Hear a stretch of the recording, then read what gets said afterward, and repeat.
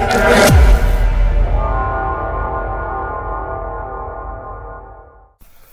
guys, welcome back to another video here on the channel. On today's video we're going to be reviewing the Evga 600 watt 80 plus standard power supply. Now this power supply we got off of Amazon. It is non-modular, I'll say that again, it is non-modular, you can't detach the cables. We got this for about £46. We will leave the link to the Amazon page in the description down below, so go ahead and click on that if you are interested in purchasing. As you can see here, it is fully sealed, fresh, fresh out of the Amazon box. And let's open this up.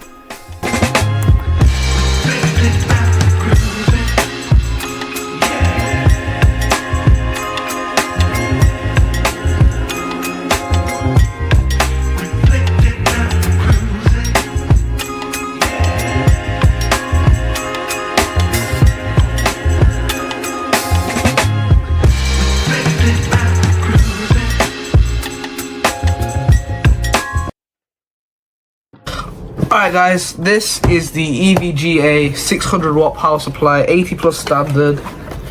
Let's just jump straight in, okay? So first of all, we've got the manual here. This will give you additional information that you want to know about it.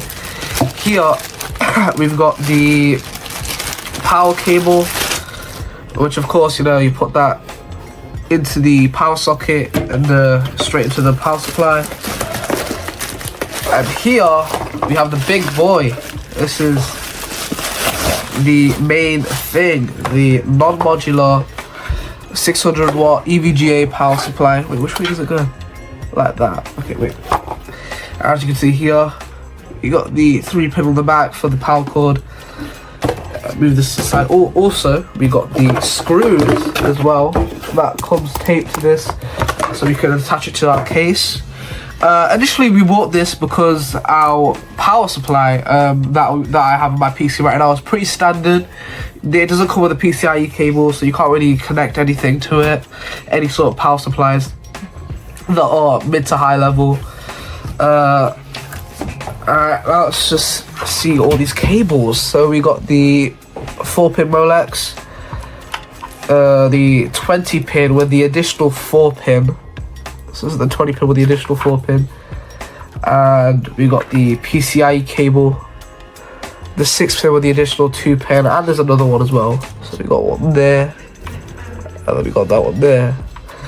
It's a lot of cables, but trust me, when you know, you'll know what they are, because as you can see, so for example, if I took the CPU cable, it's black. It's not color coded, but it's just black, and it says CPU on it, right there. CPU. Yeah, this is the CPU cable. Got the 2 4-pins that can connect together, so you can put it in. The SATA cable right there, so you can plug it into the any sort of hard drives or SSDs you have. And yeah, that's just a sort of a simple breakdown. In the second video that we're gonna do, we're gonna install this into my PC and see how it runs. Yeah, please stay tuned for that. And yeah, this is, I think that's all I have to say really. Thank you very much. Bye.